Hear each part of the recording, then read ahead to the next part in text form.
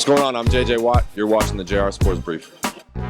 Hey, what's going on, everybody? It's JR. You're checking out another edition of the JR Sport Brief. If you didn't see my video from earlier this week about the top 6 NBA teams, go ahead and click right there. And by the way, you can always contact me on Snapchat, Instagram. I add everybody, I respond to everybody, I read every message. Hit me up, Snapchat, JR Sport Brief. And you know what? At the beginning of the season, everybody talks about the top teams, but I think this year will also be interesting because of the MVP candidates. I know early last season or before last season, everybody was talking about how great Anthony Davis was going to be. How did that turn out? And we all know who the usual suspects are for MVP.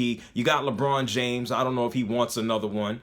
That guy's probably just out for more rings. Steph Curry has won the past 2, but I think there's some interesting candidates, 2 interesting candidates for this upcoming season. One is Russell Westbrook. The other one is James Harden. And I'm going to break down, I think, what are obvious reasons. Russell Westbrook no longer has Kevin Durant out there with him. Last year, he averaged 24 points, 10 assists, 8 rebounds per game as a point guard with Kevin Durant right there with him. They went to the Western Conference Finals. They went up 3-1. They blew it. Kevin Durant leaves town. Right now, Oladipo is coming in from the Orlando Magic. Serge Ibaka's out. Enes Kanter is in there. He basically has the entire run of show, and we saw what he can do when Kevin Durant was injured 2 seasons ago. This guy is basically an exciting walking triple-double. And then on the other hand, you have someone like James Harden. We know James Harden doesn't play defense. Dwight Howard is out the door. Last year, he averaged about 29 points per game. The year before that,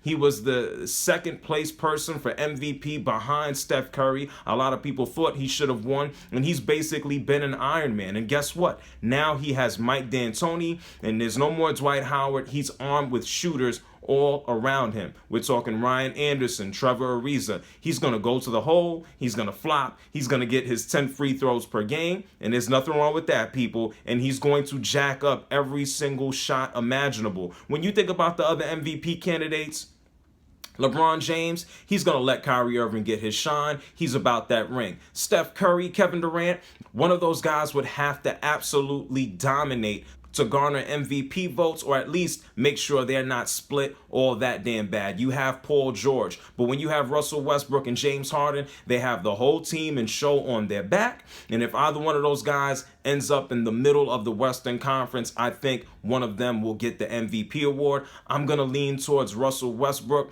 because he's a little bit more exciting. When he's in a game, he punctuates the game and he puts his stamp on it offensively and at times defensively. Who do you think is the lead MVP candidate for this upcoming season? We got a whole bunch of other guys. Kawhi Leonard, I think last season he finished 3rd. Paul George and the Pacers, they should be on the up and up. Am I forgetting somebody? It's JR. You're checking out the Sport Brief. Hit me up on Snapchat.